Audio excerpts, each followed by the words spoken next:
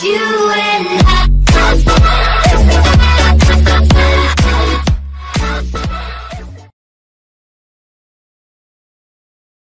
All right, now we're going to talk about the risks when using multi-tenant environments. Now, as a refresher, multi-tenancy refers to any time that multiple customers' data is being processed or stored in a shared application or hardware. The learning objectives for this module are to identify the common risks of multi-tenancy and describe some of the methods for addressing these risks associated with multi-tenant environments. The image on your left shows the difference between single-tenant environments and multi-tenant environments. As you can see in the single-tenant environment, every single customer has their own instance of the application and their own corresponding database. In the multi-tenant environment, multiple customers' data is processed in the same application, and each customer may have their separate segregated database, but that application is a place where many of the data is commingled when being processed. This can also happen in terms of storage. The same data, different customers' data can be stored on the same piece of hardware. All right, now let's go into some of the risks. Conflict of interest.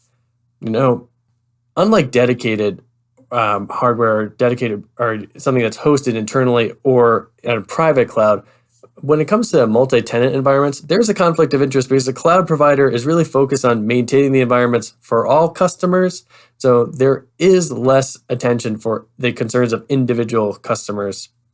Escalation of privilege. Because there is a commingling of information, either when it's being processed or stored, there are potential threats where either once one customer's data is breached, that the attacker may be able to escalate their privilege level on the application and compromise other pieces of data.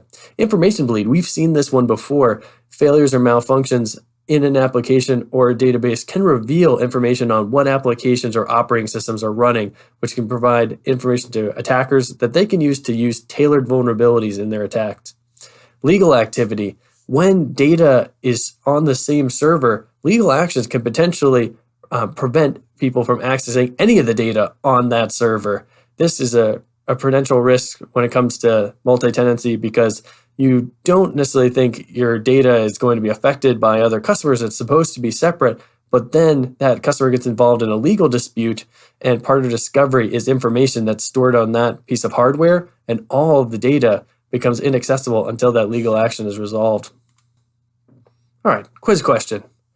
An online retailer's website is not working. The IT department discovers that the company can no longer access critical data stored in the cloud. The company soon learns that the data of one of the cloud customers on that hardware was involved in a criminal investigation, and the server has been isolated. This is an example of what multi-tenancy risks: conflict of interest, legal activity, or information bleed. If you said legal activity, you're correct. There's not really a conflict of interest here. The cloud provider has to adhere to certain legal maneuvers and restrictions when it comes to their physical infrastructure. And information bleed, that, as we said, is when attackers are able to surmise information about the applications or services running on a piece of cloud infrastructure. So in summary, we talked about the risks associated with multi-tenancy, and then we kind of talked about some of the methods for addressing those risks in multi-tenancy, whether it's really classifying the data that goes in there and making sure that nothing that is so critically important is in a multi-tenant environment where it can be exposed to some of those legal risks.